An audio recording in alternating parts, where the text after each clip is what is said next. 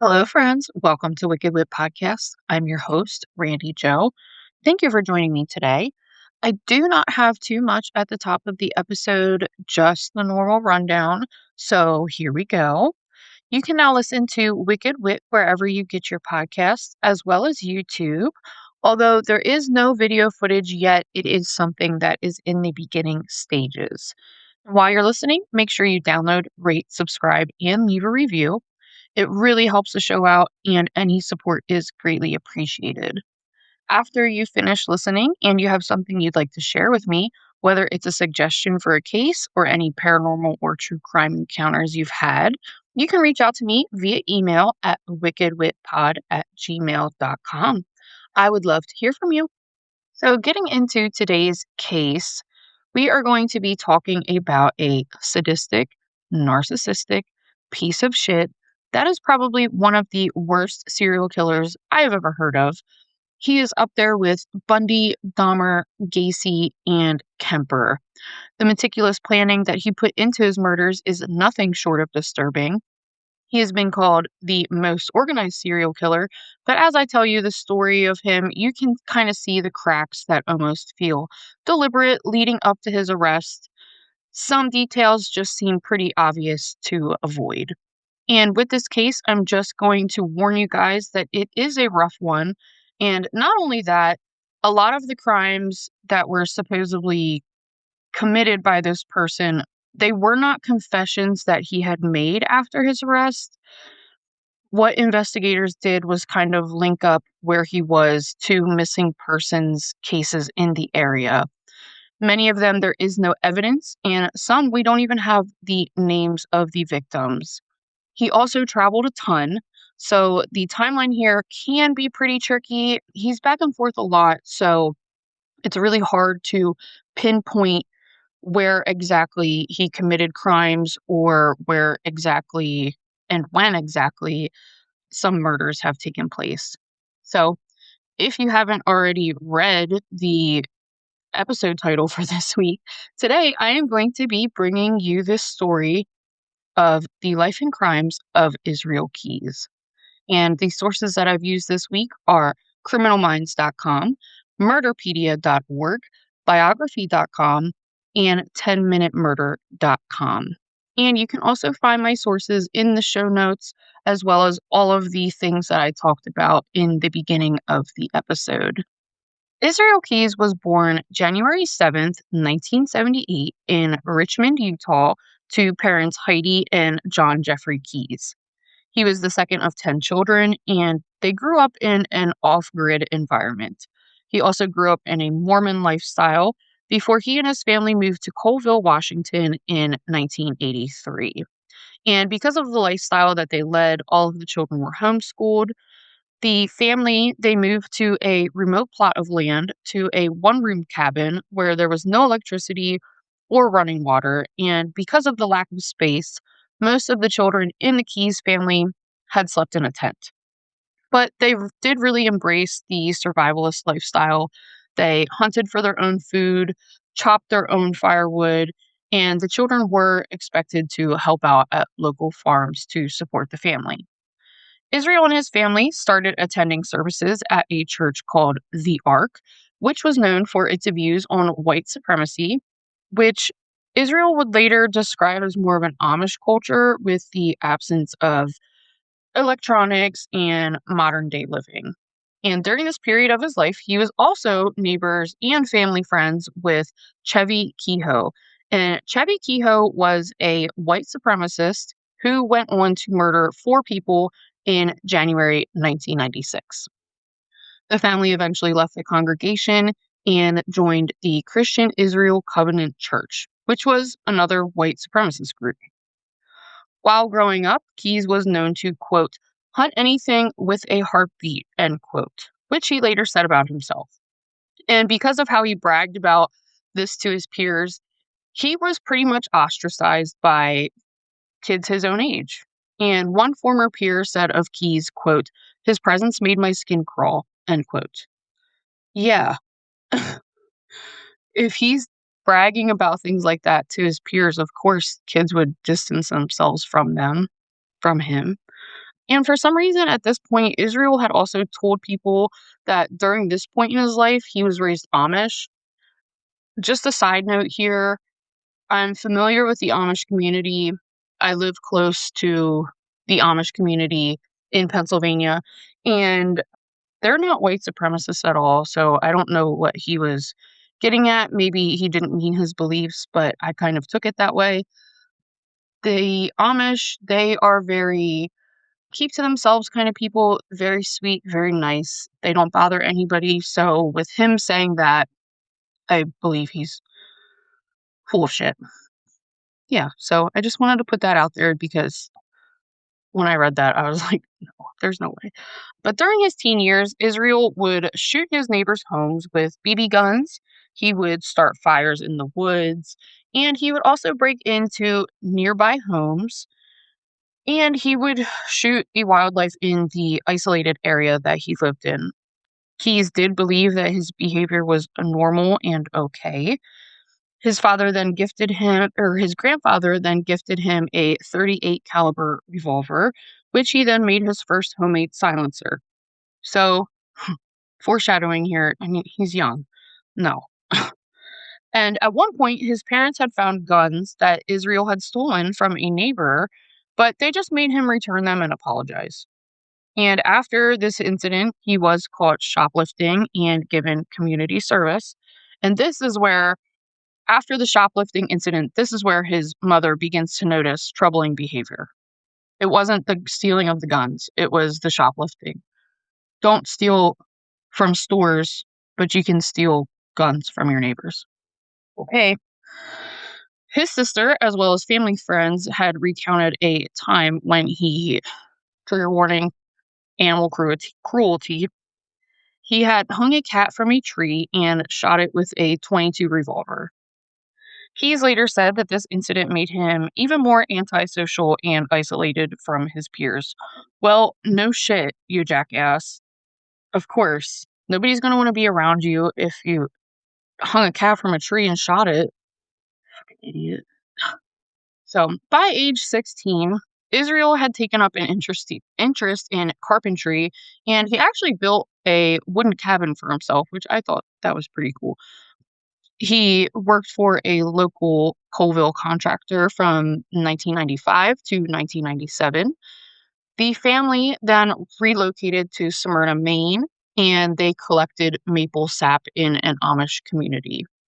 And at this point, Israel's mother, she forbids the children from watching movies, being with friends, and playing instruments, stating that it was, quote, against God, end quote.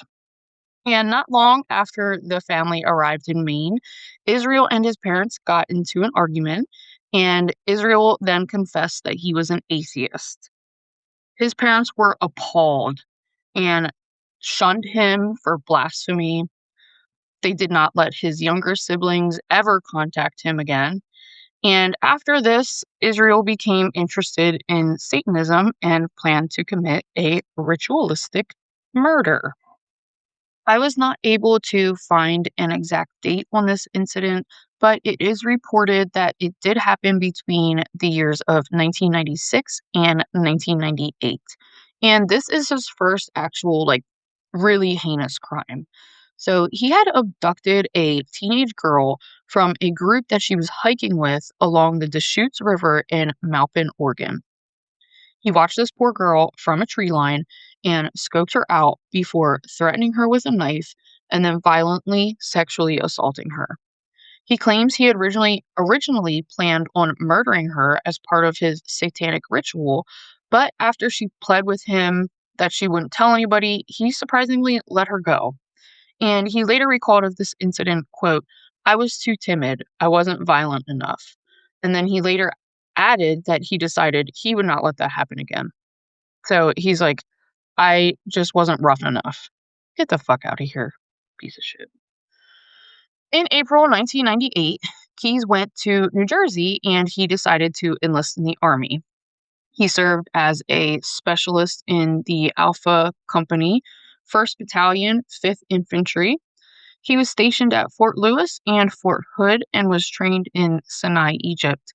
He did confess to an attempted rape of a sex worker in Egypt at this time, as well as another attempted rape of a college student in Israel that he had met while he was on leave. In February 2001, Keyes got arrested for a DUI in Thurston, Washington, while driving under the influence and without a license, and was later honorably discharged that year. After his discharge, and according to his confession, around this time is when Israel murdered his first victims, an identified couple, and then relocated to Nia Bay, Washington. And while he's back in Washington, Israel spent time living on the Macabre Reservation community, where he began dating a woman named Tammy Hawkins, who he later had a daughter with. On November 13th, 2002, his father had passed away, and he actually did attend the funeral. Tammy and Israel had broken up later that year, and she took his daughter when they split up. And at this point, he is traveling and he settles in Alaska.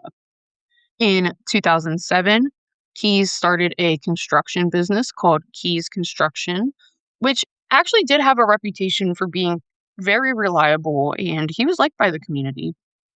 In 2009, Israel travels to California, Washington, and New England, and finds himself in New York in the Tupper Lake area on April 10th. It is alleged that he had abducted and murdered a man and then walked into the community bank in a disguise of sunglasses, a fake goatee and mustache, armed with a .40 caliber Smith & Wesson semi-automatic pistol, and he successfully robbed the bank. He then travels to Essex, Vermont. There, he buried the Smith & Wesson he used in the robbery, as well as a Ruger Charger pistol. He then hangs out for the next 4 days and then flies back home. See what I mean by this can be confusing? Imagine researching it. It's just like all over the place. So Keyes, he spends the next 2 years frequently traveling from place to place for undisclosed reasons. And in between April and May 2011, he then flies to Indiana and rents a car and drives back to Vermont. And he goes back to the place where he buried his guns, or I am going to call them kill kits because there were other things with these guns. He buried them in like buckets, like the orange buckets that you see at like Home Depot. He buried them in those. So there was like tape, rope, flashlights, guns, things like that in these kill kits. He then decides to go on a bank robbing and arson spree, but this could not be confirmed. So this is just what he says. It's just his account. There is no evidence linking him to more bank robbing except for at a later time. He then selected an abandoned farmhouse where he planned on executing his heinous crimes. He then hid in the woods and scoped out an unsuspecting victim. He planned on targeting a motorist in a yellow Volkswagen Beetle, but decided that this was impractical and decided on a couple instead. I don't know the train of thought here, why he thought it was impractical, but sure. So he abandons his plan of picking off a motorist, and on the early morning hours of July 8th, 2011, he set his sights on the home of Bill and Lorraine Currier. The home was less than a half mile from the hotel Israel was staying at. That night, he cased the home to find out where the couple was sleeping and disabled the phone line to the home. He then broke in and ambushed the Curriers as they were asleep, subduing them and tying them up and taking Lorraine's gun as well as other valuables. He then took the couple to the abandoned farmhouse in their car, where he tried to contact someone from the couple's cell phone, but then ditched this plan after realizing the couple didn't have text on their phone.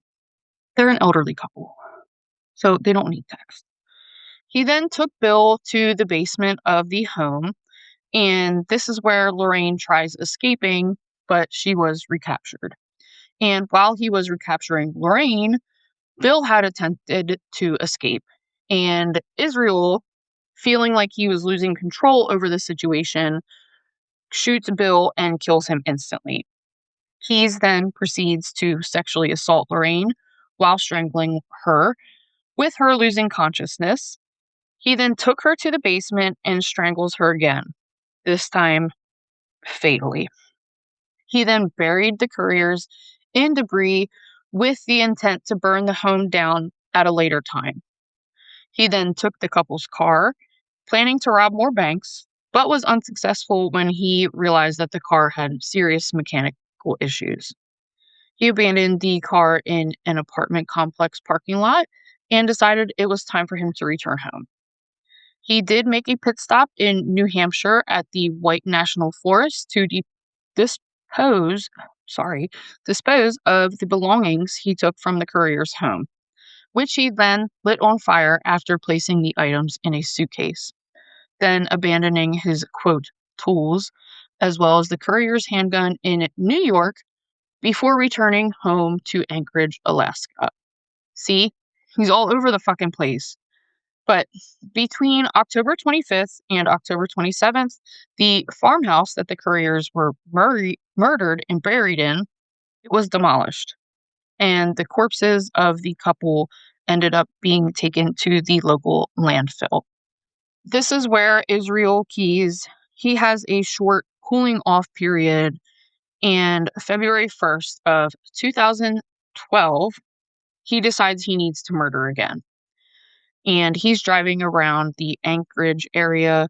He's aimlessly looking for a victim when he comes upon a coffee kiosk and set his sights on 18-year-old barista Samantha Koenig. He held her at gunpoint and demanded all of the money from the register. She obliged. He then tied her up and waited for her boyfriend to arrive, but had quickly changed his mind and drags her outside. While he's dragging her outside, Samantha attempts to escape, but that was unsuccessful. After Keyes had recaptured her, he forced her into his truck and took her to his home. The following day, Israel went to Samantha's home that she shared with her boyfriend and broke into her boyfriend's truck, stealing their shared debit card. And after making sure the debit card worked and he could access the money in her account, he then returned home. He, trigger warning, raped, sodomized, and strangled Samantha with a rope. So this, if you've heard of this case, this is probably where or what you have heard from this case. So after murdering Samantha, Keyes then puts her body in a shed on his property and traveled to New Orleans to embark on a 2-week pre-planned cruise with his family. Just leaves her there for 2 weeks, her decomposing body. Before he had returned home to Anchorage after the cruise, he did make a pit stop in West Dallas, Texas, to scratch another crime itch that he had. And while in the area, he starts to kind of lose it. He's just kind of committing crime after crime.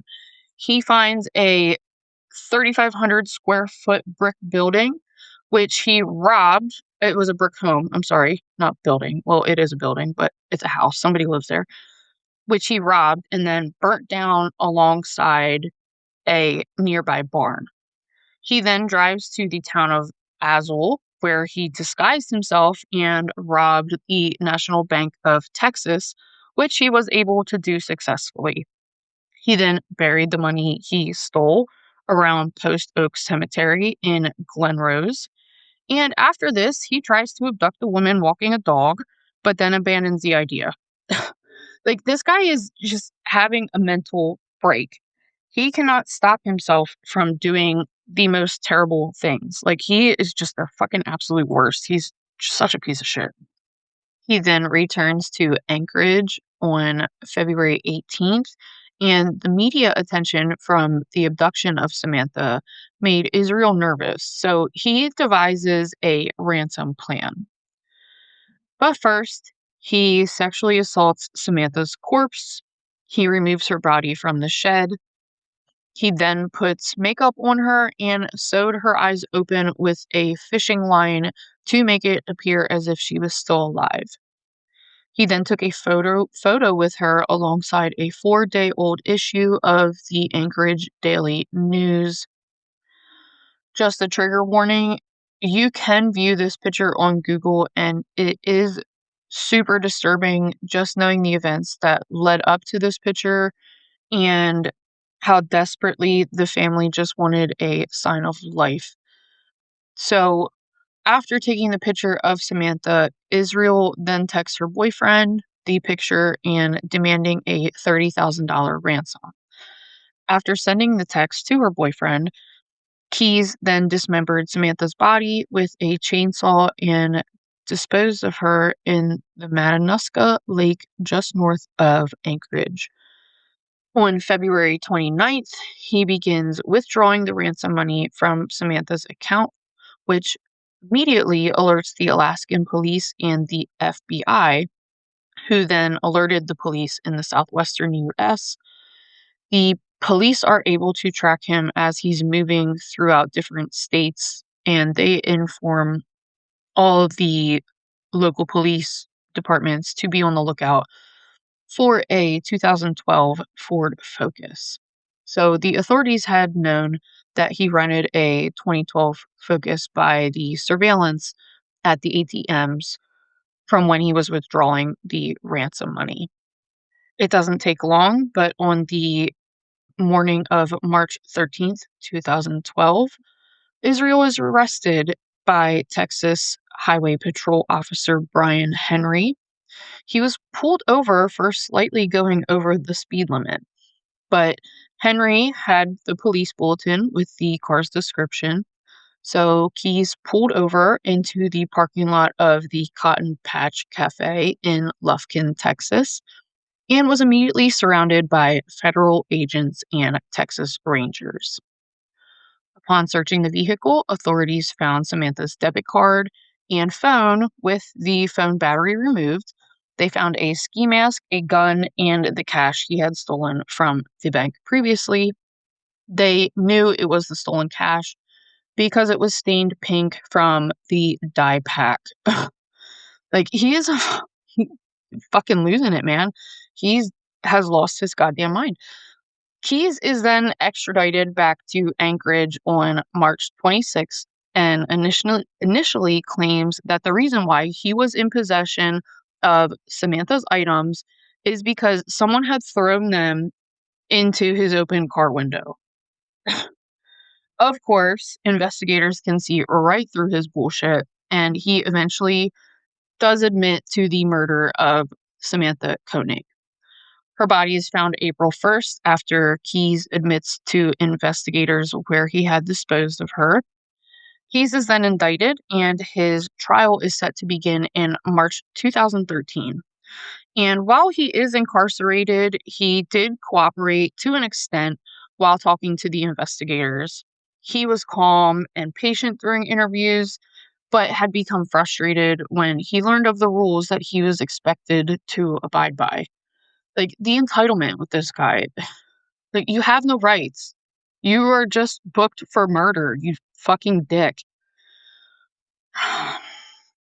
He eventually willingly confessed to all the crimes that he had committed, as long as he was executed and his trial took less than a year.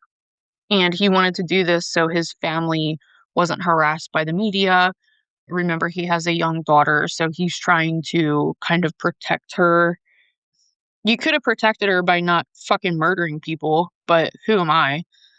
He then later struck a deal with investigators, and he gives the investigators the location of any bodies in the prior crimes in exchange that the media would not know anything. He did not want them to know. Like I said, he was very adamant about this because of his young daughter and his family being outed as being related to him. He told investigators of his buried kill kits and told them where they were.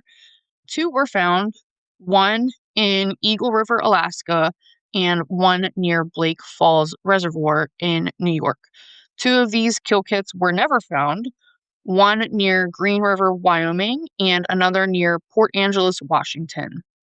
Investigators then went to the farmhouse where the couriers were murdered and were able to excavate, but they had only found evidence of human decomposition because their corpses were taken to the landfill.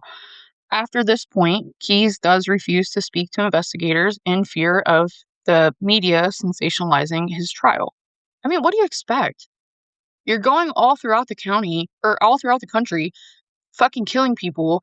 You're burying these kill kits. You're trying to be meticulous. You end up losing your damn mind. Of course, the media is going to sensationalize it. So, get this. On May 23rd, 2012, there was a routine court hearing. And during the hearing, Keyes had attempted to escape using wood shavings from a pencil to pick his handcuffs. He was successful at doing it, but he was subdued with a taser.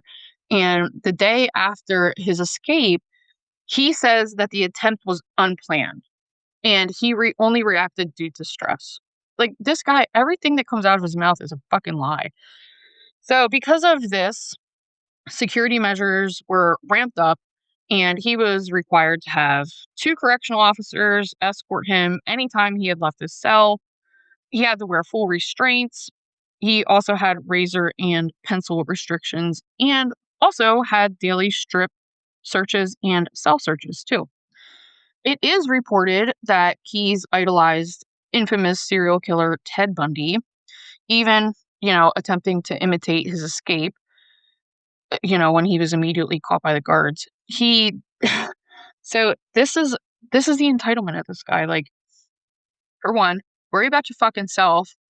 But he goes on to criticize Dennis Rader, calling him a wimp for apologizing in court. And when he was asked about Alaskan serial killer Robert Hansen, Keyes replied, quote, "Yeah, I know all about him. I probably know every single serial killer that's ever been written about. It's kind of a hobby of mine," end quote. I mean, same, but that's the only thing that you and I have in common. And you don't see me going off to, just because I like to learn about these kinds of things doesn't mean I'm going to go off and put things into motion or kill anybody. Oh my God, I couldn't even hurt a fly. Are you fucking kidding? So when news outlets broke the story on Key's connection to the courier's murder, this is when he just flat out refuses to speak to investigators. He's like, I'm not telling you guys another fucking thing. Look, this case is being sensationalized. You guys told me this was in the plea deal. Nope, keeping my mouth shut. You're getting zip, nada, nothing. No. So on December 2nd, 2012, Keyes wrote a 2-page suicide note front to back, so 4 pages altogether, and proceeded to slit his wrist with a mistakenly issued to him razor and hang himself with a bed sheet. So he's gone. He's dead. But in 2020, the FBI did release 11 drawings of in blood of skulls that were found underneath Key's bed in his cell, along with a pentagram. And under one of the skulls, the words "We are one" was written in blood as well. So this leads investigators to believe that there were more murders that Keyes had never admitted to, making his count 11 because there were 11 skulls. So let's get into some of his suspected and confirmed victims. So his confirmed victims are Bill Courier and Lorraine Courier, both from Essex, Vermont, June 8th to 9th, 2011, as well as Samantha Koenig from Anchorage, Alaska, February 1st to 2nd, 2012. And here's where I'm going to describe some of the suspected victims, and you can kind of try to piece it together yourself if you feel like he has done this. I don't really have an opinion on it. I mean, I hated researching this guy. He just gives me the fucking ick. Ugh, he's gross. So his suspected victims are the first one is Julie Marie Harris, and she was a 12-year-old girl that went missing March 2nd, 1996, while she was waiting for a ride to church in the Colville, Washington area. Her remains were found in a wooded area nearby in April 1997. And after Key's arrest in 2012, he was questioned about her murder because he had lived in the area at the time, but Keyes had just responded, "I've heard about that," neither confirming or denying involvement in the case. So the second victim is an unnamed victim in Lea Bay, Washington, between July and October 2001. The body was found in a lake, but ultimately ruled accidental, and investigators linked this to him because he was in the area at the time. The third and fourth victims are an unnamed couple from Washington state, sometime between the years 2001 and 2005. The bodies were buried and found that the male was beaten to death and the woman was strangled to death. Again, linking Keyes to this because he was around the area at the time. The fifth victim is Giovanna Taylor, a 29-year-old female from Tacoma, Washington, and she was reported missing in 2004. I couldn't find much on her, just that she was reported missing and that Keyes was again in the area at the time of her disappearance. There were also two unnamed victims in Washington state between the years 2005 and 2006, and both were killed separately, with one being disposed of in Lake Crescent. There was also an unnamed girl or woman. Couldn't find much on this. The unspecified date is 2019 or 2009 in New York State. Again, I could not find any information on this, just that he was linked to her because of his whereabouts at the time. Deborah Feldman, who was 48 from Hackensack, New Jersey, between April 8th and 9th, 2009. Unfortunately, Keyes has never confessed to this murder and her body was never recovered. And since Keyes had completed suicide, she does remain a missing person to this day. Keyes was questioned about Deborah's disappearance when investigators found an article about her on his computer. And when asked, he hesitated and refused to discuss her, stating, quote, "I don't want to talk about her yet," end quote. So it is believed that she is one of Israel's victims. But again, he's gone and she remains a missing person to this day. So the family, unfortunately, will probably never receive closure for her disappearance. The last one, the last victim is an unnamed victim from the state of Texas. It is an unspecified date in 2012, but believed to be after Samantha Koenig's murder. And again, it's just because of his whereabouts at the time. That's it. They don't really have any other ways to link him to any evidence or anything of the sort. So again, nobody will have closure for that missing person either. And that is the story of Israel Keyes.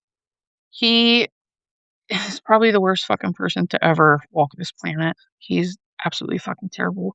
I hate talking about him. Yeah, he's just fucking horrible. So, all right, guys. Well, that is the case, and I never know how to end this, but make sure you check out the Instagram where you can see pictures of this asshole along with the victims that he took the lives of. All right, guys, I will catch you next week. Bye.